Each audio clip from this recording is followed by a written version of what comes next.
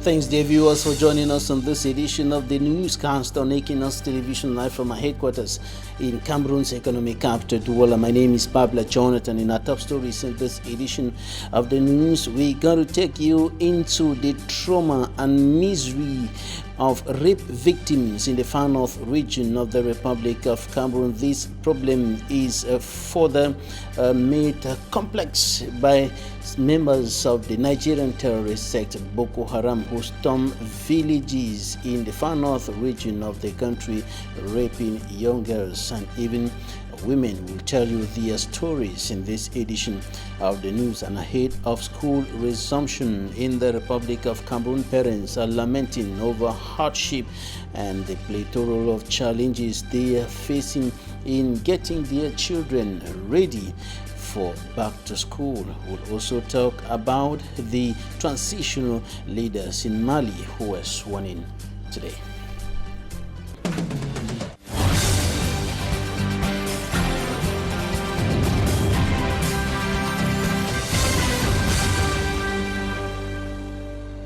We begin this newscast in the security crisis-stricken far north region of the Republic of Cameroon, where Equinoxe tells us the sad and heartbreaking stories of rape victims, young girls and women raped by alleged members of the Nigerian terrorist sect Boko Haram. His report. They are not solely victims of Boko Haram hostilities, but also rape. J'ai été victime de cas de viol. Cela me faisait aussi très mal dans mon cœur. These victims in the Mayo Sava division say this sexual abuse has brought them trauma, shame, illiteracy, as they believed they will be stigmatized when in school. C'est pour cela que je n'ai pas eu la chance de continuer mes études. Joblessness, being another guest in their homes, has worsened matters. D'autres n'ont pas de moyens aussi. Agricultural and other domestic income generating activities have been lost in the Boko Haram war. Avant, on faisait des cours de culture, mais là, on a tout perdu. After several years in this unbearable misery and agony, they have today decided to unveil their pain and suffering to government, imploring for fights against the sexual abuse and violence against women, as the state military battles the nightmare-bringing sect Boko Haram. Je demande au gouvernement That all victims like her be kindly helped. victimes de cas de viol comme moi. Nous implorons le gouvernement. Government is also expected to assist humanitarian agents, rights defenders, and stakeholders in the Ministry of Women Empowerment and the Family for the sake of these victims. Par ces violences-là. It is thanks to these humanitarian agents that this smile and tears drying ball has been set rolling.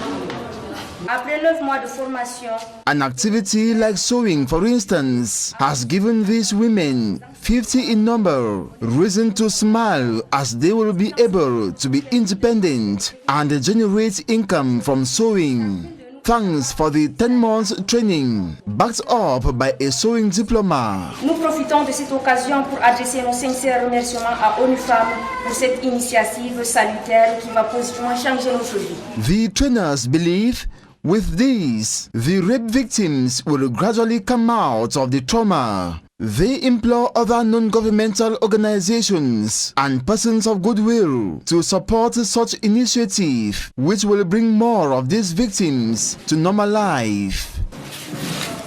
A member of parliament of the ruling Cameroon People's Democratic Movement (CPDM) political party once described the far north region of Cameroon as the region of 1,000 problems, and one of the problems affecting that part of the country is food insecurity, and malnutrition is having a negative impact on the lives of children, in particular in that part of the country. Details in this report. Il lui faut du repas qui a des vitamines, mais les moyens nous manquent. Like this lady from the town of Kylie, 30% of inhabitants of the far north region of Cameroon suffer malnutrition, and out of this percentage, 15% suffer from severe malnutrition. These disturbing statistics from health experts in Cameroon places the Far North region of Cameroon as most affected by malnutrition, followed by the North region, the Adamawa and the East region. Financial difficulties, insufficient food supply and natural disasters like floods responsible for the destruction of farmlands has been blamed for the high rate of malnutrition. There isn't enough food to eat and our children grow with insufficient vitamin. That's why many die here. Despite efforts employed by the Ministry of Public Health, running from prevention and medical care, malnutrition remains a major public health concern in the region. However, sensitization has been intensified to get women to better master local food rationing to eradicate the disturbing health situation. Nous travaillons de concert avec les commerçants pour s'assurer de la disponibilité de ces aliments. Locals, however, expect public health officials to multiply such strategies in order to kick out malnutrition from the national triangle. Take you to Mombo in the Mongo Division, littoral region of the Republic of Cameroon, and there we're going to be taking a look at the problems of underdevelopment, the inadequate presence of social amenities, and the people are calling on government authorities to do something to rescue them from the difficult social conditions in which they are living today. Immaculate Foge reports. Mombo, situated in the Mungo Division, littoral region of Cameroon, is plagued with enormous developmental challenges. One of the major problems the population is facing is a lack of potable water. Despite the availability of water sources which could be exploited for consumption, the population say they are yet to have access to the precious liquid so as to quench their thirst. We are suffering here in Mombo. Our wells are dry. We have to cover very long distances in order to have access to potable water. Epileptic electricity supply, largely attributed to worn-out poles and fallen electric cables, is another major issue. Unemployment as well cannot be undermined. Mombo has been abandoned. Council workers in Mombo have not been paid for the past 7 months. What are they doing with the taxes paid by the population? A lot of youths in Mombo are jobless. The population of Mombo are calling on competent authorities to address their plights soonest. Less than 2 weeks to back to school, parents in the Republic of Cameroon, notably those who fall within the category of Cameroonians living below the poverty line, lamenting over hardship. The difficulties they are facing, they say, are enormous, and some of them told us that they have simply been rendered helpless by the coronavirus pandemic, coming to add to the already difficult socio-economic situation in which they have been living. For me, Armstrong Sander has more.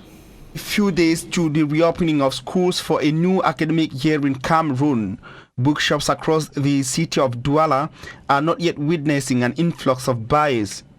Several parents are yet to be seen in bookshops in the quest to get exercise and textbooks for their kids, and many who spoke to us advanced financial difficulties as their major reason.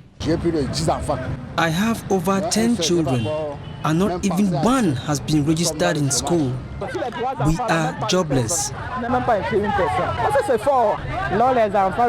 Our kids are not yet ready because of Corona. Others say banks and financial institutions have been reluctant to grant their requests for financial loans. For now, we are not yet ready for back to school. Our demands for school loans are being delayed by banks and meetings. It's not easy. We even wish that the back to school is postponed for about a month again. A timid back to school atmosphere which is frightening to book dealers who say they spent a lot to purchase the didactic materials. If we are unable to sell, we might just be heading for the prison because we borrowed money to buy our goods. The situation is not different to roadside vendors of school gadgets in Douala. To sell 3 bags in a day is not easy everywhere, whereas we borrowed money for the goods, and the inability to sell is just like prison. They accuse the COVID-19 pandemic as partly responsible for the slow state of affairs. While traders are optimistic that the days ahead will be better, parents are also hopeful that a solution will come from somewhere so they can get their kids successfully back to school on October the 5th, 2020. One of the victims of the explosion which occurred in Bonaberi Douala 4 subdivision Wednesday night breaking Thursday is responding to treatment. That explosion, it should be recorded, left 2 persons dead. In the meantime, gendarmerie officers are still investigating the real cause of the explosion of that tanker. Details in this report. Explosion Wednesday night, September 23rd, 2020 caused a commotion across Petrolex and surrounding neighborhoods in Bonaberi, Douala 4 subdivision. I'm Pastor Chris Motake and I'm a pastor with Faith Bible Church. Wednesday evening, while we were in church, we had a meeting, and about 7 p.m. in the evening we had a mega sound, you know, as an explosion of something. And we thought that it was a bomb that was thrown at the church because the impact was really heavy on the church. With the size of the hall, you know, the echo, the sound was really huge, and everybody was just so afraid. So when we looked out, we saw people running, and so when I came down, I noticed that the louvers of the window were completely shattered, destroyed. Everything was on the ground. And, you know, part of the wall of the building got cracked, and even the louvers upstairs equally got broken. Then the ceiling of one little building that is just beside the church came out of place. And so when this morning 2 persons were killed and others severely wounded, according to elements of the Army Rescue Unit. On a retrouvé 2 corps. We met 2 dead bodies. According to sources from the gendarmerie that came before us, 6 persons are directly involved in this accident. 2 have been taken to the gendarmerie brigade in Bojongo, 2 who died and 1 that has been rushed to the hospital. The deceased are Calvin Tapazu, Mr. Ndifo, and Mr. Tampe Pri Daniel that has been rushed to the hospital. Calvin Tapazo, qui est décédé, Monsieur Ndifo, décédé, et puis Monsieur Tampe Pri Daniel, qui a été évacué avant notre arrivée.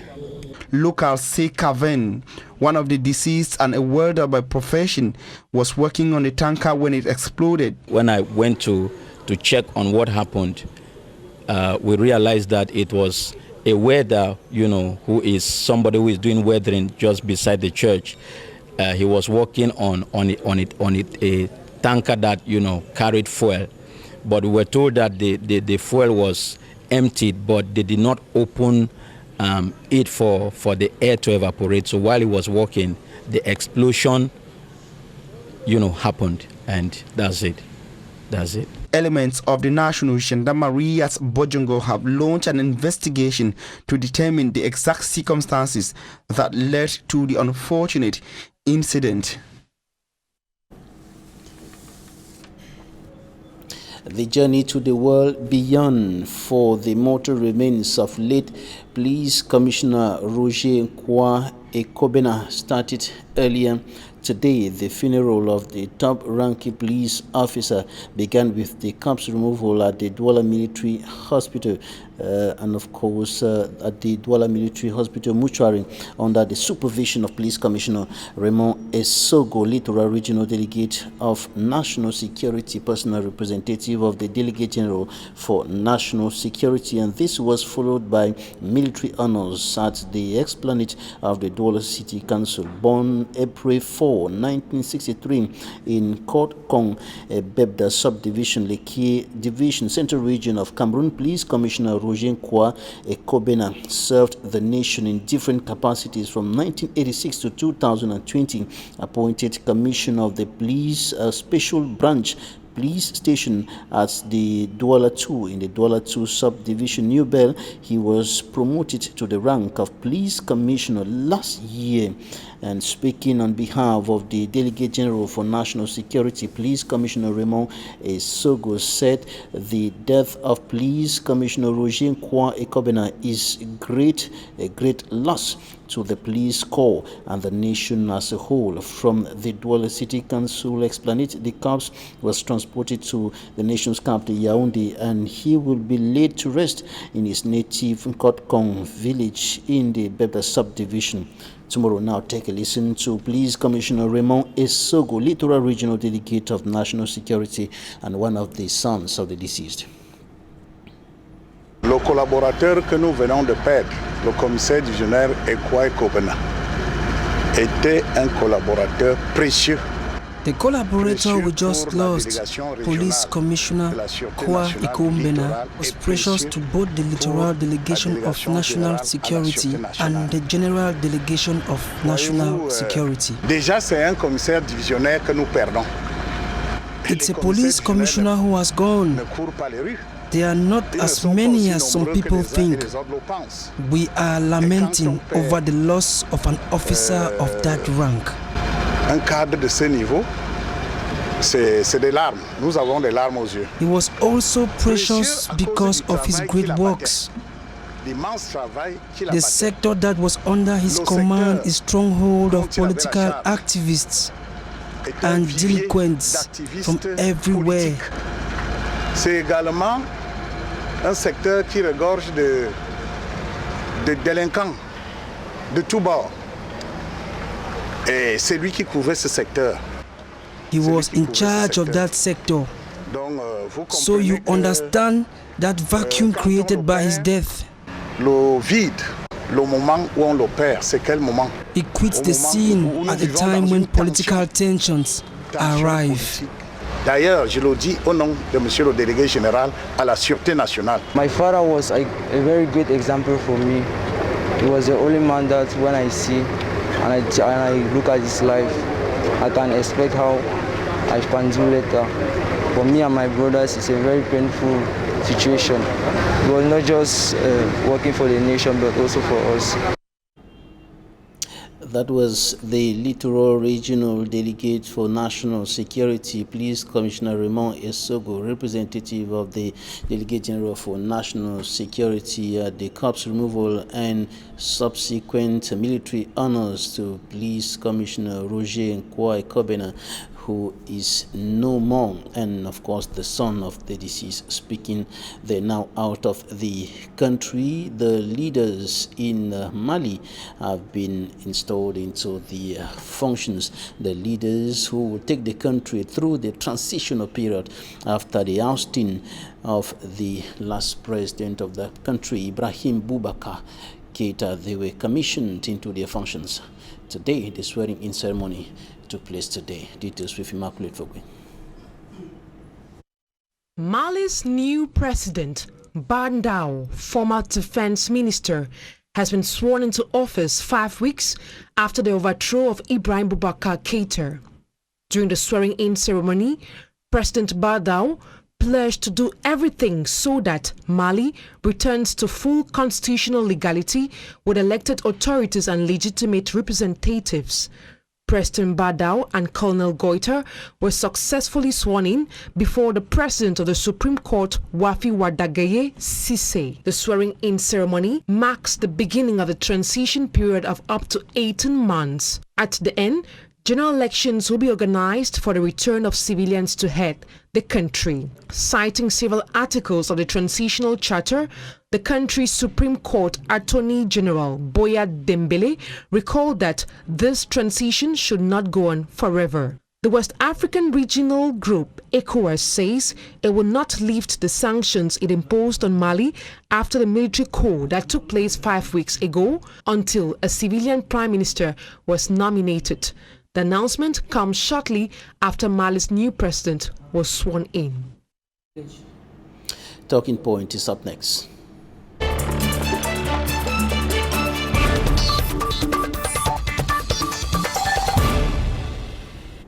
Thanks for staying with us in Talking Points. Today we are receiving one of the living witnesses of the ongoing crisis, the security crisis in the northwest and southwest regions of the Republic of Cameroon.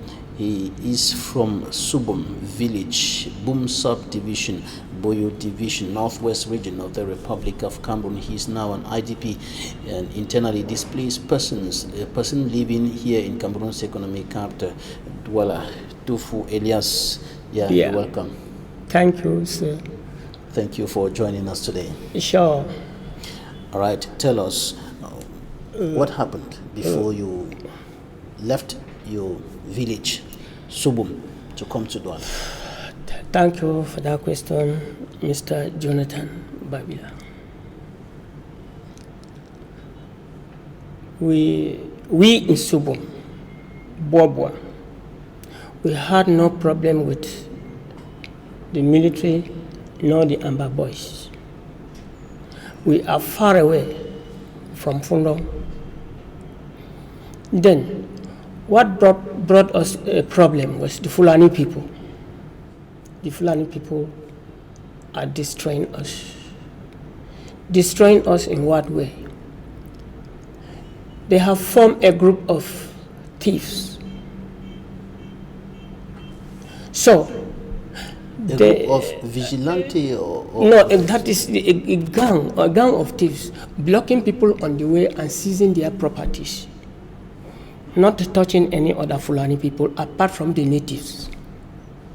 Example like me, there was a day they came to my compound in my absence, caught a goat, slaughtered it in front of my door and went. Told the child with whom I was living with her in the house that when I come back, they should tell me that they are coming back for me.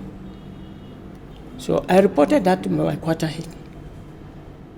It was less considered. Okay.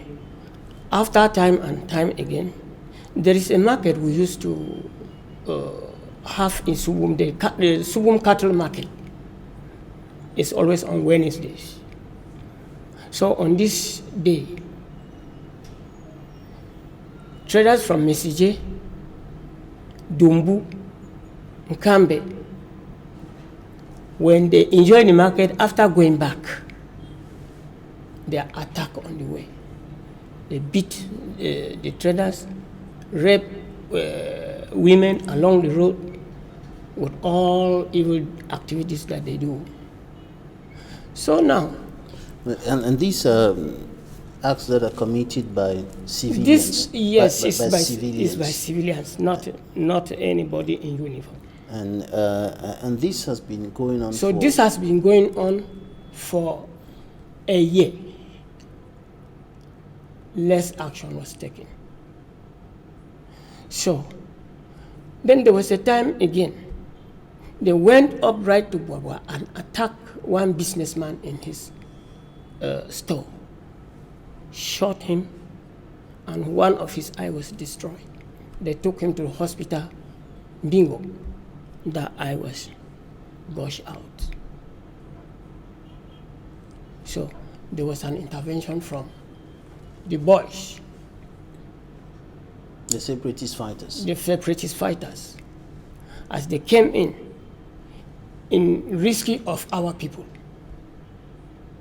But we had a fear because we never wanted them to come to our area. Because we had the fear that if they come to our area, military can hear and come and chase us. In our area, there was no problem.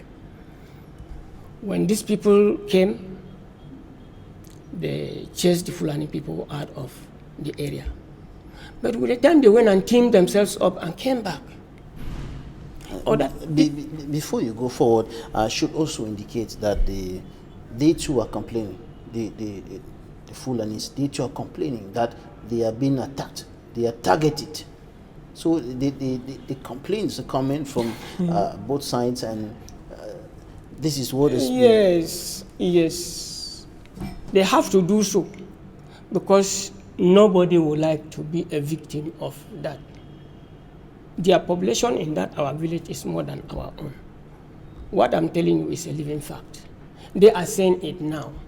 When you want to go into details, why is it that they don't attack the Fulani people if they are not those doing the act?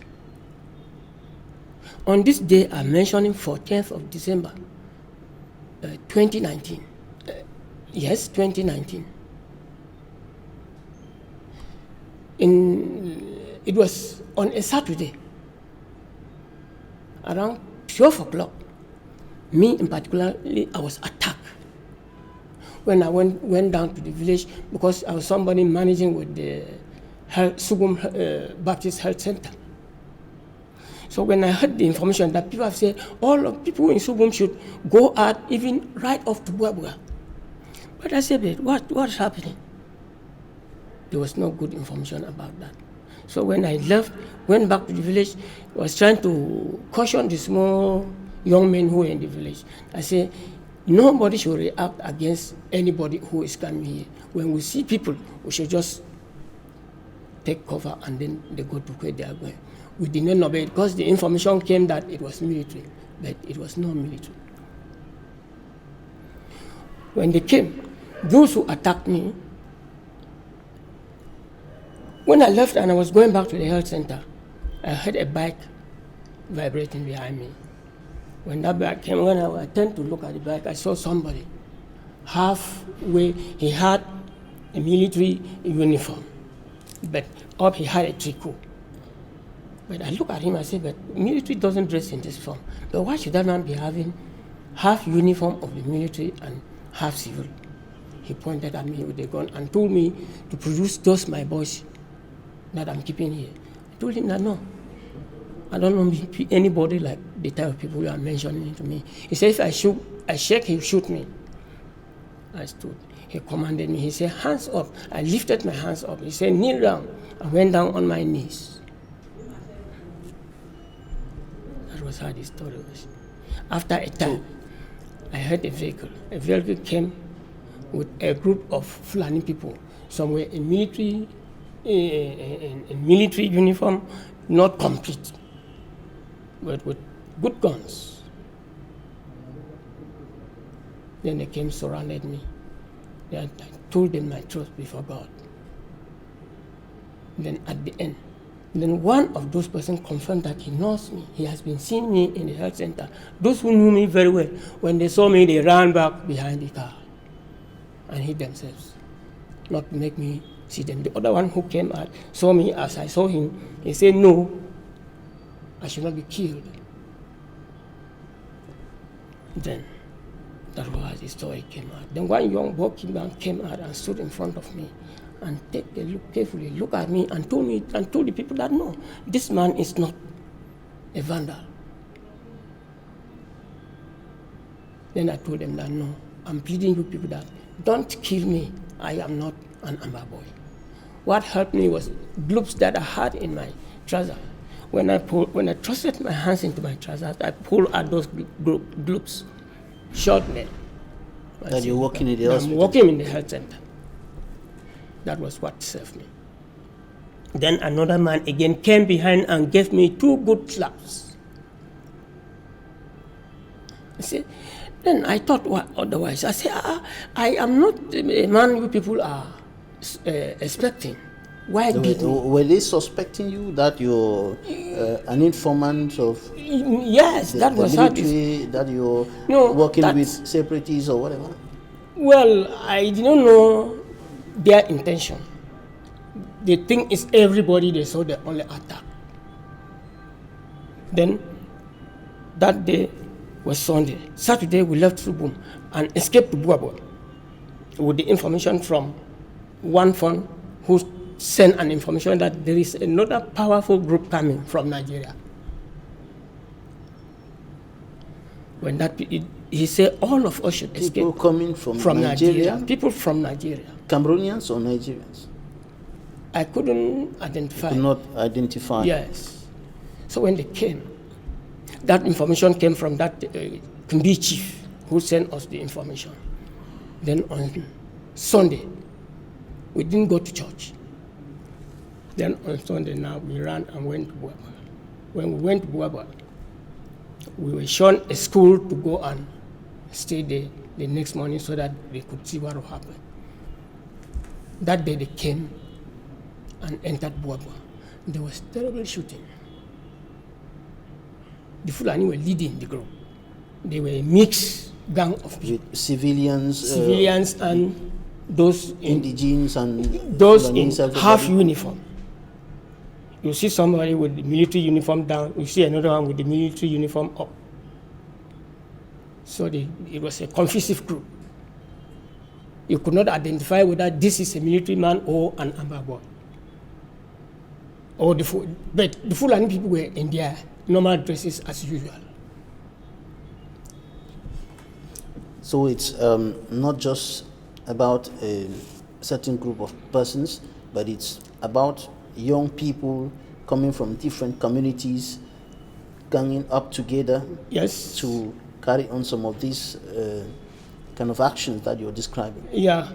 And then confronting the security and defense forces. Sure. What I'm telling you exactly is it was a mixed gang of people. But that is 75% of the people were the Fulani people. So, and the Fulani people, they were the very people around us. From Subum back to Kumbi. So right now, as I'm talking, what is the state of Subum today? What is the state of the village today? Okay, the state of the village. After, I'm still about to tell you more. On Monday, that was when serious shooting started in Subum. There was killing on that Monday in Buabo because there was nobody again in Subum. After they upsetted everything that was in the health center. The lab was thrown down. They break all some of the windows, went into the chief of center's office, scattered everything, upsetted all the pharmacy medicine store. That is during the confrontation with forces of security and defense forces. No. This act was done only by the Fulani people. Because that day they came. The day they came, they passed. By the mixed gang? Yes, by the mixed gang, yeah. Of Fulanis and other indigenes of the area. Sure. That is how it was. People were beaten in the health center. They attacked one guy, beat him close to death.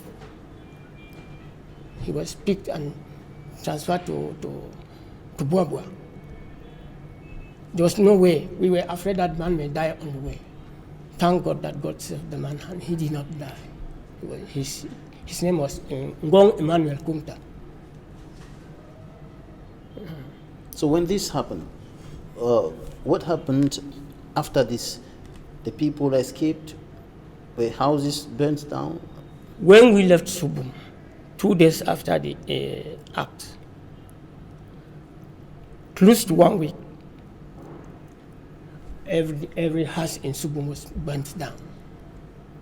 Apart from the health center structure that was only the glasses and doors that was condemned. But no house in Subum. They set fire on the houses. And then the houses that were zinc on top, they used petrol in burning the houses. Because it was after 2 weeks, I went back to Subum. When I got to my compound, I was very sorry. Even right now, as I'm talking, I don't have a home. Anything you see on my body, like you see me now, it's not feeding me because it's not my proper dress. Are there still some people? There are no people in Subum. People are still struggling to go back to Buabua now. Subum, there is nobody. There's no native in Subum today, as we are talking. How did you manage to escape in the midst of all this? Me? I can't explain. When you are with God, God will be with you. I was not the only person who escaped. So many of us escaped. Nobody was killed in Subum. But Buabua, people were killed in Subum on Tuesday. Was it Tuesday or Monday? Monday. That was in 2019. Yes, 2019. December. Late 2019. Yeah. So that is how the incident happened. So the whole place has been deserted. Since you have been in Douala since January 2020, is that? Yes. What is the news that you're receiving from home?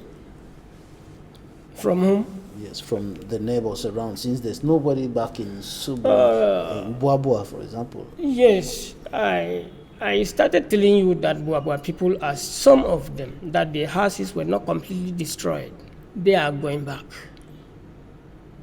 Very few people are in Buabua today. But as of Subum, there is just nobody. Even our health center has been completely destroyed. We had a health center. So that was the worst part that people did there.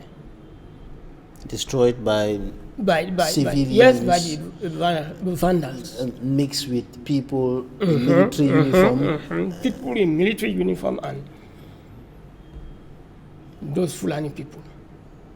So now, even when the day they came, there were patients in the health center. When they came, they drove out the Fulani people. They came and informed the Fulani people to leave the health center before time. So those in the health center, they left. Since you have been in Douala for close to a year today, how have you been surviving? Well, I am living with a pastor in Douala here. He has been keeping me like an IDP. So I left my house with 3 people, plus myself 4. That was my wife and my 2 sons. So we came here, then we went into the pastor's. He received us. Up to now, I'm only depending on him. Me and my family, we are only depending on that pastor.